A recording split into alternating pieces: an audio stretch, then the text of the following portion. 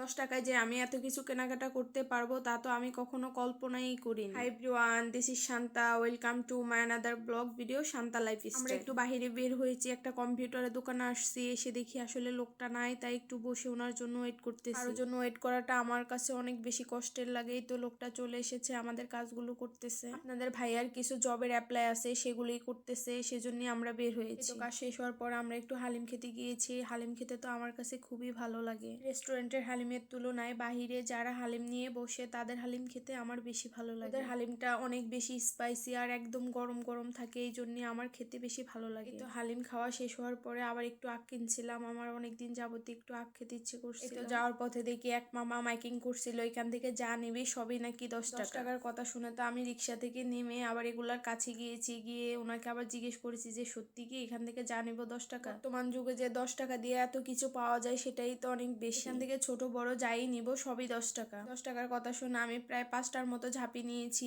এই ঝাঁপিগুলো 10 টাকা করে। যেখানে ছোট্ট একটা জিনিস কিনতে মানুষের হাজার হাজার লক্ষ লক্ষ টাকা শেষ হয়ে যায়, সেখানে 10 টাকা দিয়ে কিছু পাওয়া তো বর্তমান যুগে বিলাসিতা। এত কম টাকার কথা শুনে সবাই এত বেশি কেনাকাটা করছিল, করাটাই তো স্বাভাবিক। আমি নিজেই তো 10 টাকায় 10টা জিনিস পারচেস করেছি। সংসারের টুকিটাকি জিনিসপত্র কেনাকাটা করতে তো এমনিতেই অনেক ভালো লাগে, আর যদি এত কম দামে পাওয়া যায় তাহলে তো আর কোনো কথাই নেই। বাসায় কোনো সবজি ছিল না, আপনাদের ভাইয়া গিয়ে আবার কিছু সবজি নিয়ে আসছে। সবজিগুলো একদম ফ্রেশ আর একদম টাটকা ছিল। আমার পরবর্তী ভিডিও দেখার জন্য অবশ্যই পেজটি ফলো দিয়ে রাখবেন। সবাই ভালো থাকবেন। Tata and take care.